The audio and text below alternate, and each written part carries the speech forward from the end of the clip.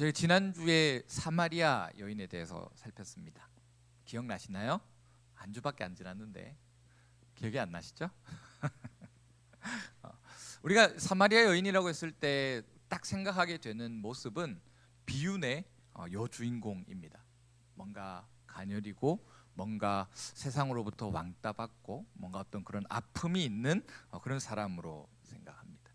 그런데 이 사마리아 여인의 모습을 살펴보면 오히려 그렇지 않다라는 거였어요.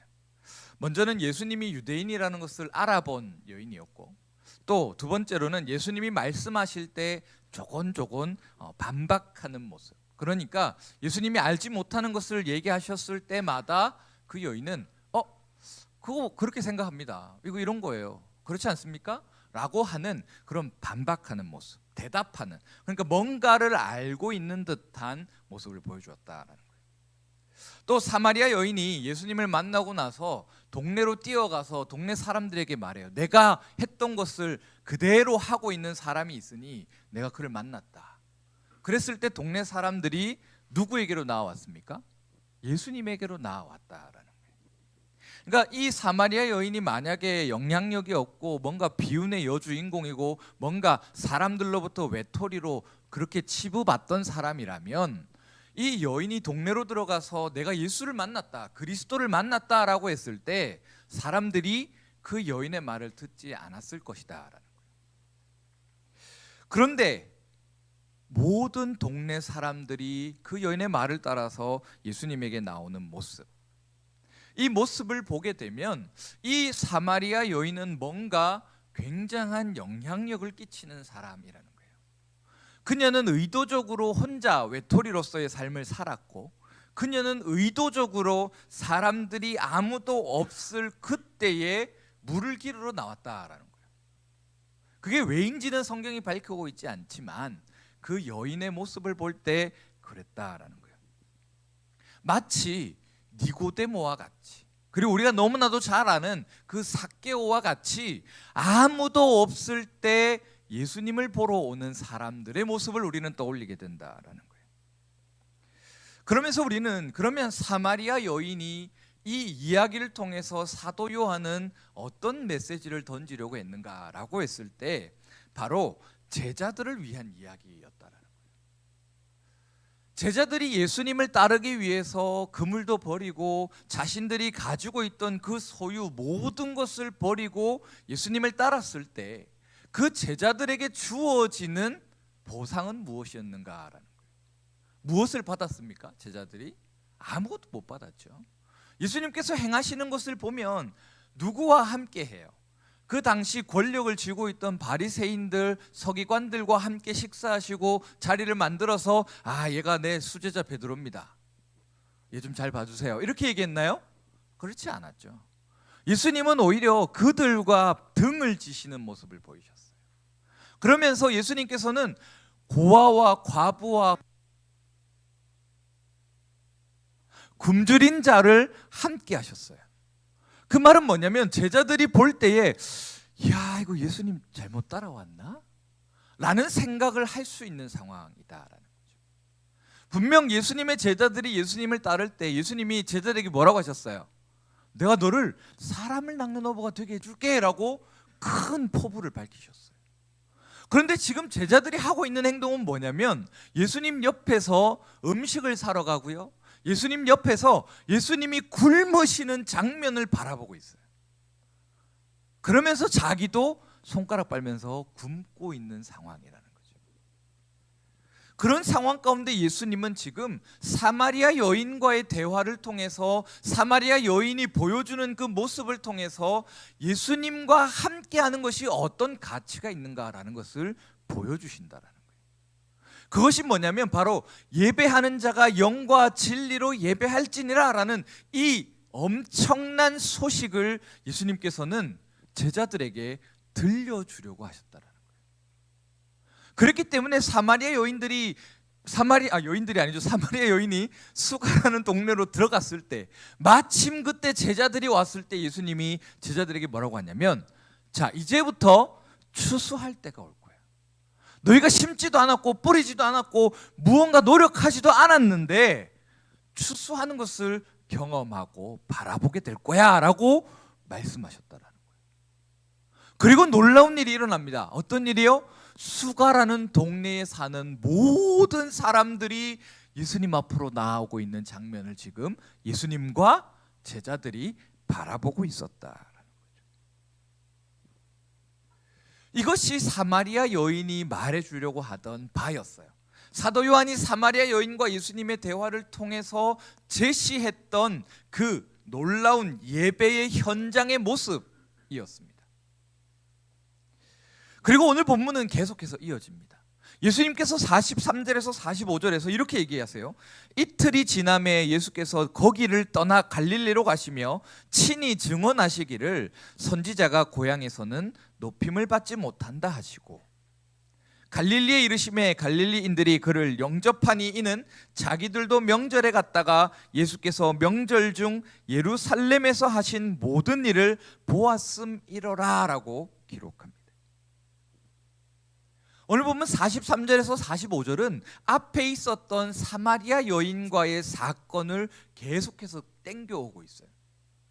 너 이거 잘 기억해야 돼. 이 사건이 있은 후에 거기를 떠나시면서 예수님께서 뭐라고 얘기하시냐면 44절에 선지자가 고향에서는 친히 높임을 받지 못한다라고 말씀하신다. 그 사건이 있은 후에 예수님이 그곳을 떠나시면서 제자들에게 말씀하시는 거예요. 얘들아 봐라, 선지자가 고향에서는 높임을 받지 못해.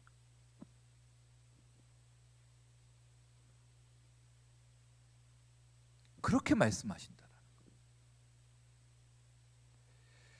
지금 이 사마리아 여인이 얘기했던 그 부분을 조금 더 살펴야 하는데, 앞부분을 보게 되면 사마리아 여인이 수가라는 동네로 들어갔을 때 이렇게 얘기해요. 뭐라고 하냐면 쭉 올라가서 네, 위에 있죠.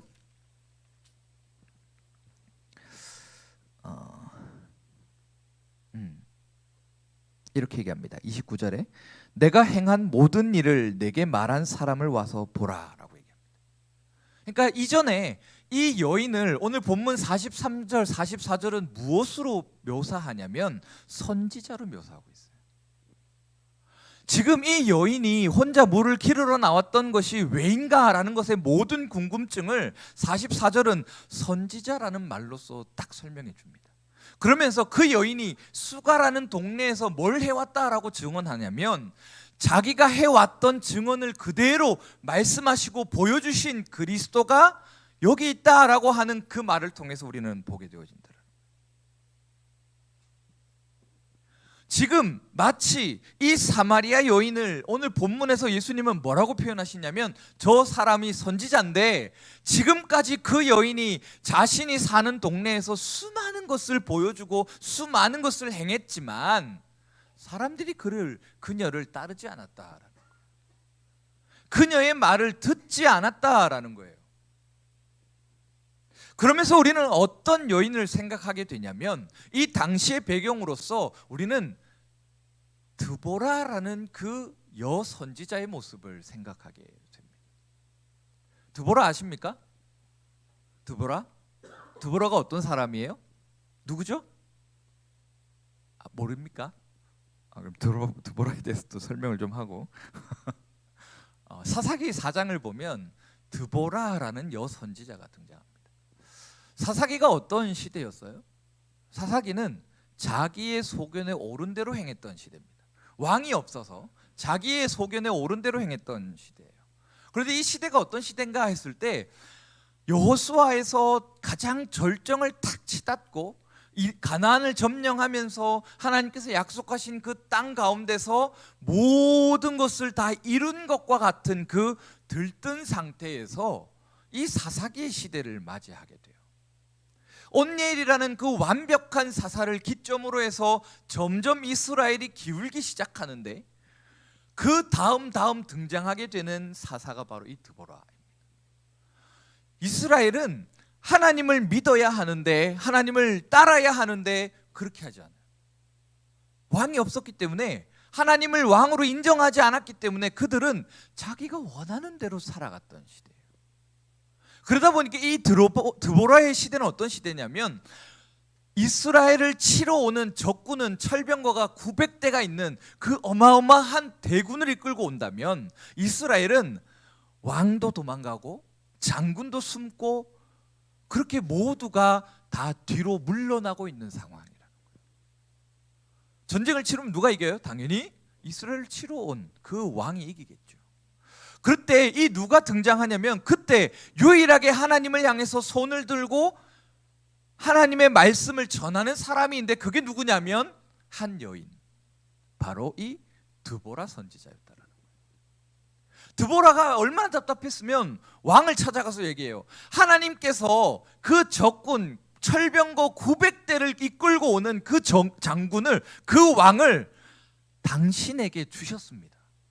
제발 좀 하나님을 믿고 하나님을 따라서 전쟁에 나가십시오 라고 이렇게 강력하게 얘기합니다. 그럼 어떻게 해야 돼요? 어떻게 해야 돼요? 결단하고 나가야겠죠. 그래, 내가 하나님 믿음으로 나가겠습니다 하고 나가면 되는데, 아멘이 아니에요. 이 왕이 뭐하라고 하냐면, 그래요? 내가 그걸 어떻게 믿죠? 라고 얘기해요. 당신이 나랑 같이 가면 내가 그래, 우리 그나마 얼마 없는 군대라도 좀 이끌고 나가보겠습니다 라고 대답하는 거예요.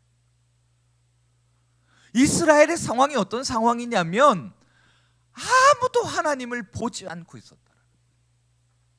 하나님의 말씀을 듣지 않는 상황 가운데 있었다라는 거예요. 마치 지금 마리아 이 여인이 수가라는 동네에서 선지자로서 하나님의 말씀을 들어야 합니다. 예배 드려야 돼요. 그렇게 끊임없이 얘기했어도 사람들이 듣지 않았는 것과 동일하게 말이죠. 예수님께서 그 수가라는 곳을 떠나시면서 하게 된 말씀, 선지자가 고향에서는 높임을 받지 못한다라는 말은 바로 이 여인을 두고 한 말이었다라는 거예요. 수가라는 동네가, 사마리아 여인이 그곳에서 선지자로서 수없이 말씀을 전했고 수없이 하나님의 말씀을 바라보라라고 얘기했을 때 그들이 듣지도 않고 보지도 않았다.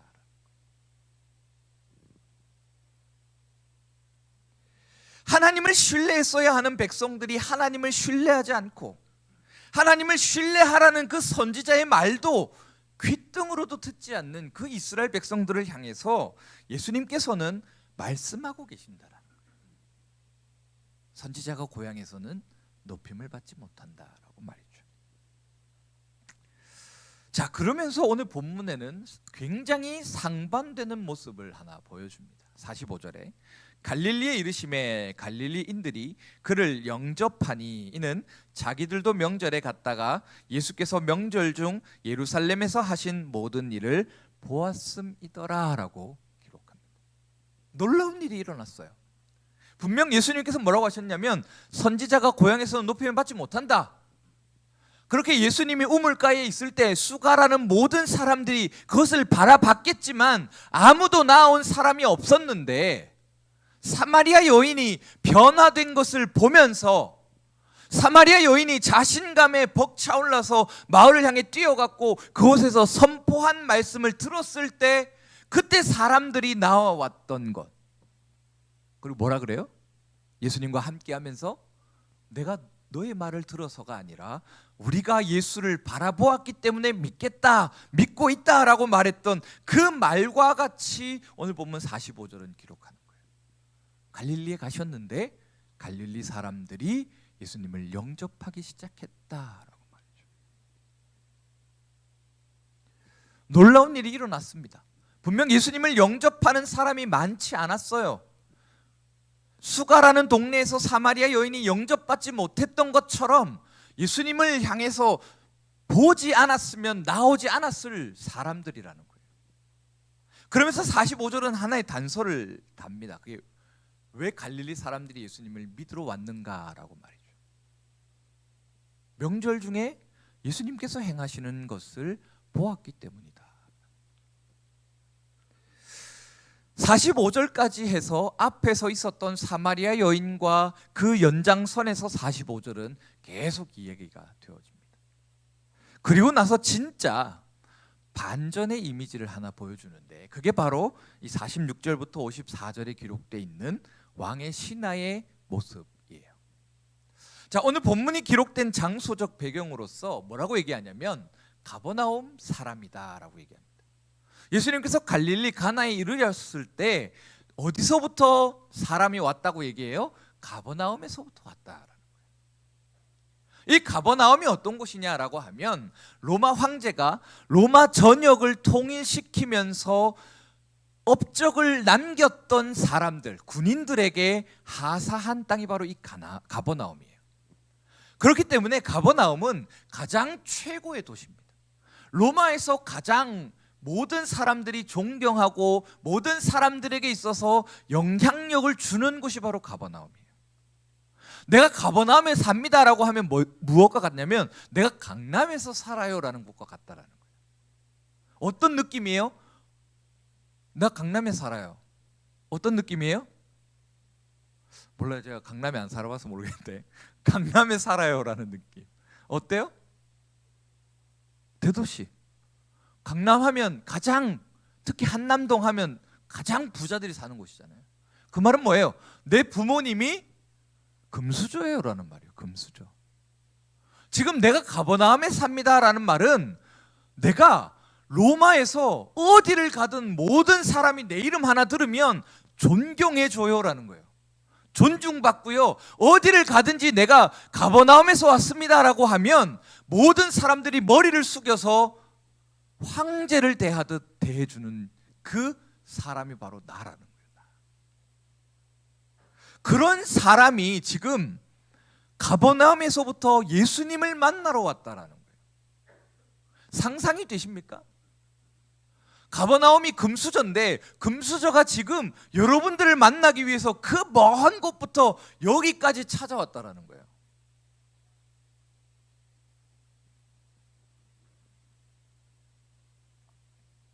그리고 그 사람이 예수님을 향해서 애원하기 시작합니다. 너무 간절하게 막 빌기 시작해요. 뭐라고 빌어요? 내 아들 좀 살려주세요. 내 아들이 죽게 되었으니까 예수님 소문을 들어보니까 그렇게 유명한 명의시라는데 제발 우리 아들 좀 살려주세요. 그렇게 애원하는 사람, 그 사람을 향해서 예수님이 뭐라고 대답합니까? 뭐라고 대답해요?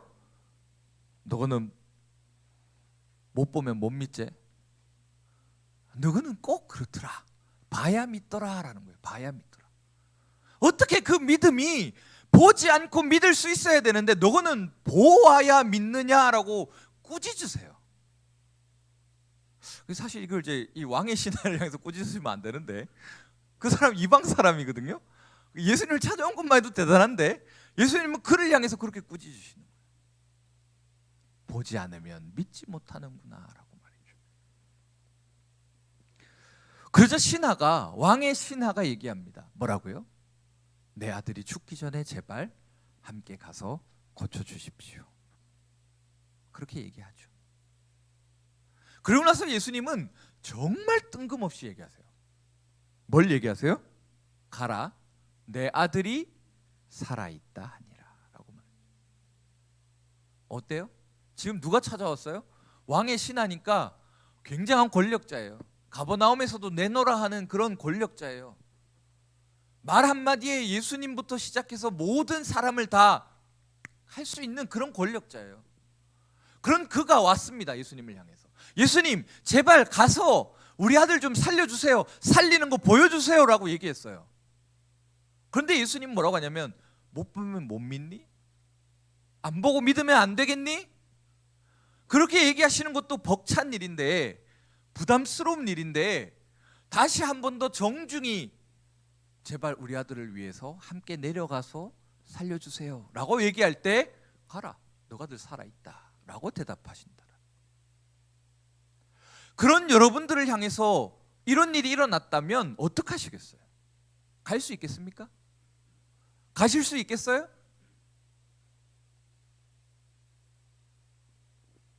내일 내가 이렇게 예를 들어볼까요? 삼성에서 취직을 했어요. 여러분들이 상상을 하세요. 즐거운 상상. 삼성에 취직을 했습니다. 그런데 갑자기 내가 불현듯 아주 안 좋은 소문과 엮이면서 내일 당장 퇴사하게 됐어요. 심지어 어마어마한 천문학적인 금액까지 보상해주고 퇴사하게 됐어요. 어때요? 마음이 급하죠. 그때 그걸 해결할 수 있는 사람이 저예요. 만약 저라고 칩시다. 이렇게 권력을 좀 누려볼게요. 저라고 칩시다. 그러면 저한테 왔을 때 뭘 기대하시겠어요? 함께 가서 그 임원진들 앞에서 이 사람 아무 잘못이 없어요, 이 사람 책임이 아닙니다라고 말해주길 원치 않을까요? 그렇게 해줘야 확실하지 않나요? 그래야 믿고 돌아가지 않을까요? 근데 제가 이렇게 얘기하는 거예요. 집에 가세요.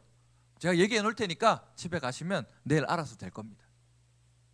믿음으로 아멘 하고 가실 거예요? 내가 누군지 알고, 내가 어떤 사람인지 알고, 내가 가고 나서 얘기 안 해주면 어떻게 할 거예요? 그런 상황이라는 거죠. 왕의 신하가 그런 상황 가운데 있습니다. 그런데 왕의 신하는 가요. 집으로 돌아가기 시작해요. 집으로.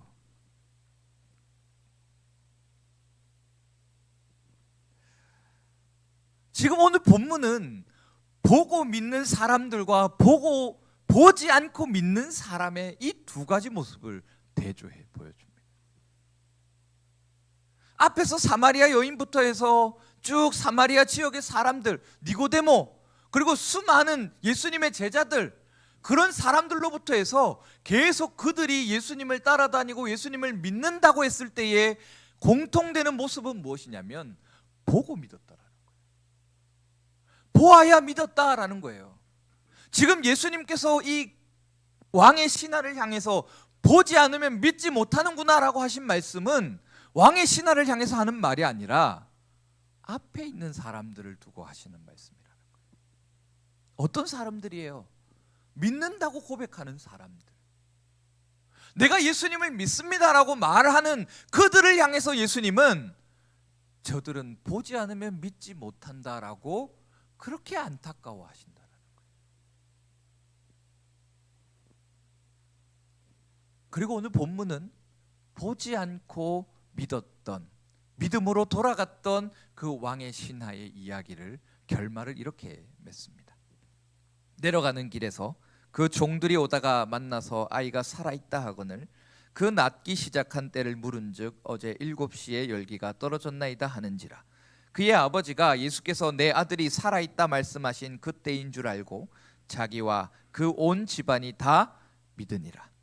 그리고 그 사건을 두고 이것은 예수께서 유대에서 갈릴리로 오신 후에 행하신 두 번째 표적이니라 라고 밝혀요. 가나 혼례잔치부터 해서 쭉 있어왔던 모든 그 기적들을 바라봤던 제자들, 그리고 사마리아인들, 그리고 니고데모, 이런 사람들이 예수님께서 무엇을 행하신 것을 보고 믿었어요. 믿는다라고 고백했어요. 그런데 오늘 본문에서 뭐라고 하냐면 그들이 제대로 믿지 않고 있다라는 거예요.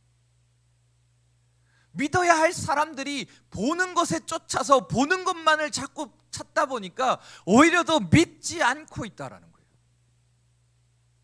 그럼 어떻게 해야 믿습니까? 라고 했을 때 예수님께서는 이 왕의 신하의 사건을 통해서 믿는 게 무엇인지를 보여주시는 거예요. 들어야 믿는다라는 거예요. 로마서에 기록되어 있는 것처럼 믿음은 말씀을 들음에서 난다라는 그 말씀을 예수님께서는 보여주고 계신다라는 거예요.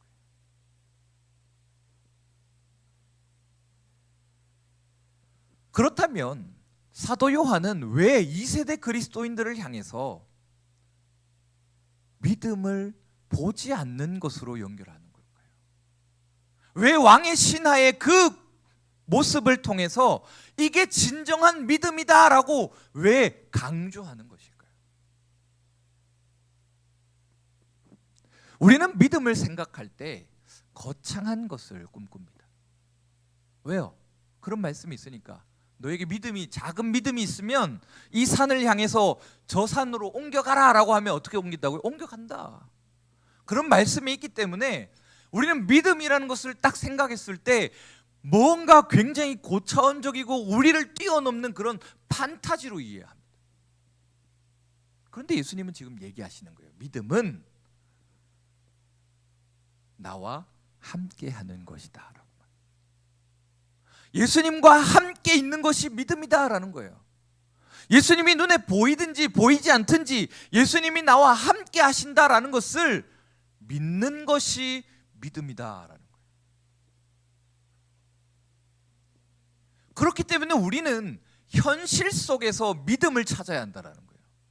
제자들이 먼 곳에서 예수님이 저렇게 되시면 내가 이러한 자리에 오르겠지, 그것이 믿음이 아니라요, 예수님이 여기 계실 때 내가 그곳에서 함께 하는 것, 그것이 믿음이구나. 예수님께서 그 자리 가운데서 우리를 향해서 말씀하시는 그 가르침을 듣는 것이 믿음이구나 라는 거예요.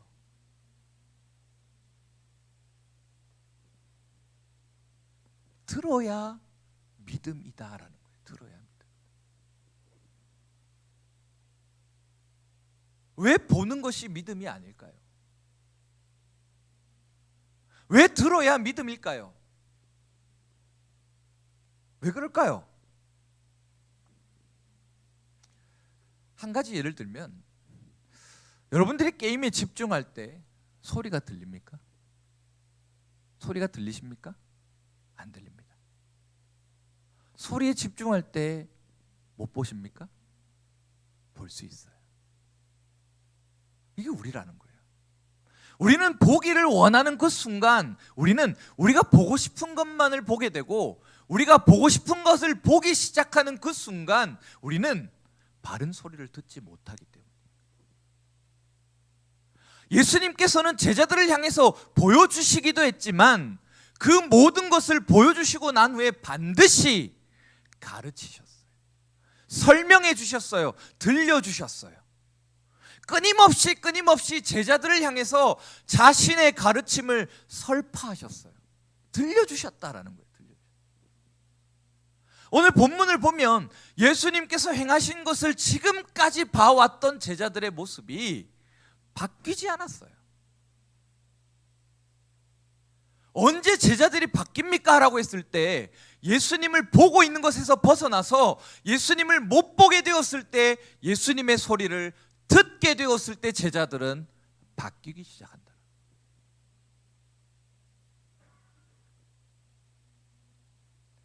우리가 무엇인가를 듣는다는 것은요, 내 생각, 내 고집, 내 의견을 내려놓을 때야 가능한 일이기 때문이에요.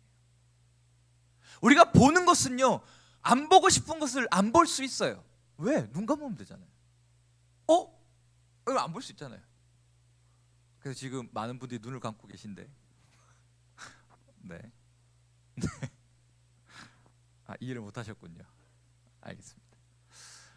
우리가 눈을 감을 수 있어요. 우리는 보기 싫은 게 지나가면요, 무서운 게 딱 나타나면요, 바로 즉각적으로 눈을 감잖아요. 그런데 귀는 어때요? 안 들을 수 있습니까? 듣기 싫은 걸 안 들을 수 있나요?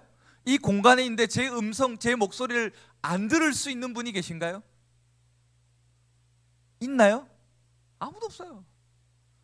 우리가 보는 것을 넘어서 들어야 산다라는 이유는, 예수님께서 보는 것을 넘어서 듣고 믿는 사람, 이 왕의 신하의 믿음을 높이 평가하시는 이유는 그가 들을 수 없는 사람이기 때문이에요. 원래는 예수님을 만날 수도 없고 만날 필요도 없고 예수님을 만나고자 하지도 않을 사람이기 때문이라는 거예요.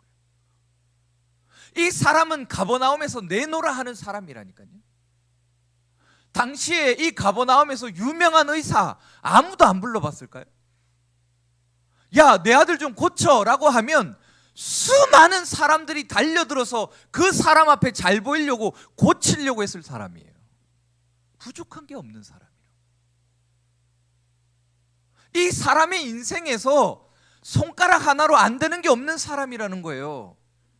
타노스와 같이 까딱하면 그냥 모든 사람이 왔다 갔다 하고 모든 사람의 생명이 살았다 죽었다 결정지어지는 그런 사람이라고요.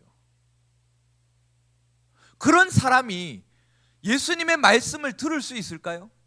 예수님이 그 사람 앞에서 보여주었다면 그 사람이 볼 수 있고 들을 수 있을까요? 아니라는 거예요. 예수님은 이 사람을 바꾸시기 위해서 이 사람이 자신의 그 빈약함 속에서 한 가지의 그 결핍을 가지고 나오셨을 때 예수님은 그 사람을 향해서 들려주시기만 한 이유가 믿도록 하기 위함이라는 거예요.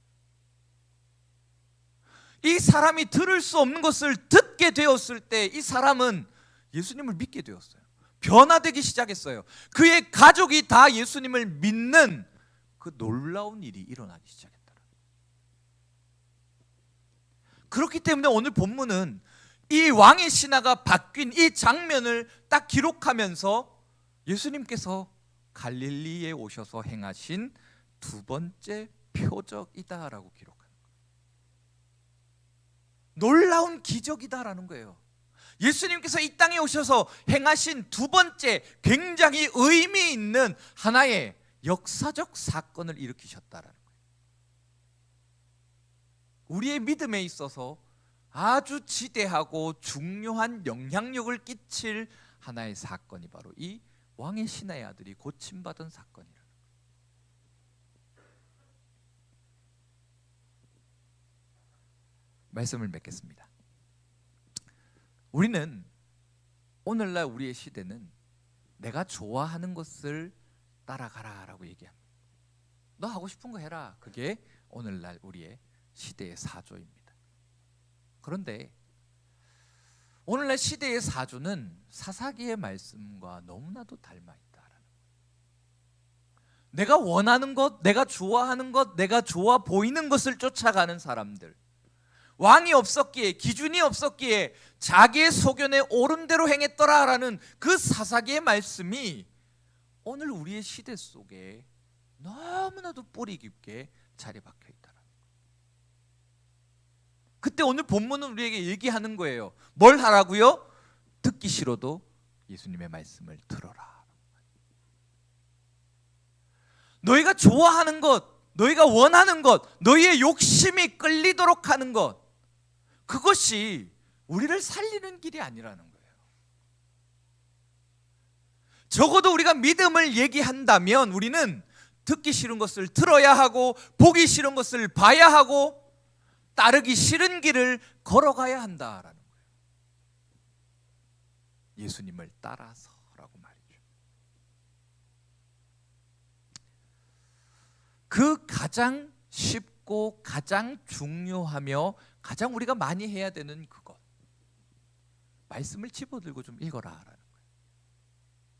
말씀을 읽고 또 읽어서 우리를 말씀 가운데 귀를 여는 자가 되어라라는 거예요. 그곳에 예수님이 함께 하시고 그곳에 성령이 함께 하시기에 그곳이 바로 영과 진리로 예배하는 자리다라는 거예요. 그곳에 생명이 있고 그곳에 우리의 소망이 있고 그곳에 우리의 길이 있다라는 거죠. 이 시간 모두 가장 쉬운 거예요. 말씀을 집어들고 있는 거. 가장 쉽지만 어려운 이것. 우리의 욕심은 거부하지만 우리의 눈은 보기 싫어 닫지만 귀를 여시고 말씀 가운데 듣기 싫지만 이 말씀을 들으심으로 인해서 여러분들 안에 생명이 심기고 변화가 일어나고 소망을 꿈꾸고 기대하며 살아가시는 복된 삶이 되시기를 우리 주님의 이름으로 축원합니다.